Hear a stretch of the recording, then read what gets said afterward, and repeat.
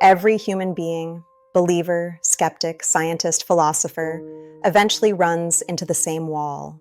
Not a scientific mystery, not a theological puzzle, but a simple, painful question. If God is good, why is there sadness?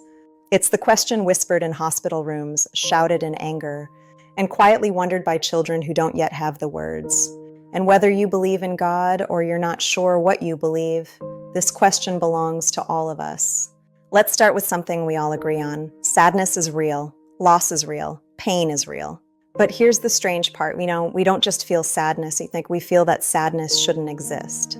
Think about that. If the universe is just atoms and accidents, why do we instinctively believe the world is broken? Why do we long for justice, healing, and meaning? Even the most secular philosophers admit humans ache for a world that feels lost.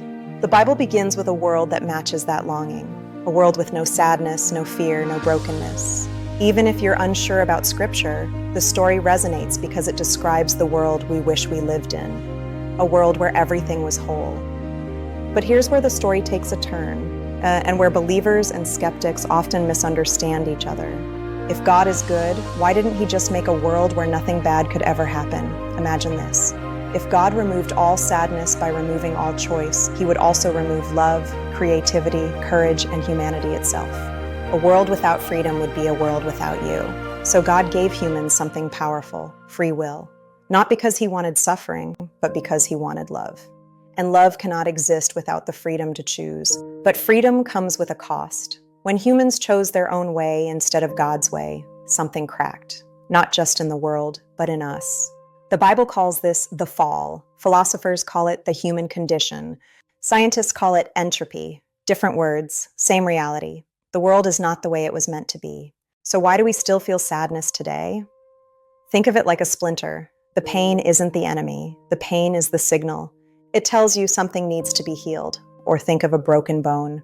When it heals, the bone becomes stronger than before. Pain isn't the end. It's the beginning of restoration. Or think of a garden. Storms don't destroy the garden. Storms help the roots grow deeper. Sadness works the same way. It reveals what's broken and invites us toward what can be restored. Here's the part that surprises skeptics and comforts believers. The Bible never says sadness isn't real. It never says pain is an illusion. It never says just get over it. Instead, it says something radical. God is close to the brokenhearted. And Jesus, whether you believe he was God or simply a historical figure, did something astonishing. He wept. He didn't stay distant from human pain. He stepped into it. He lived it. He carried it.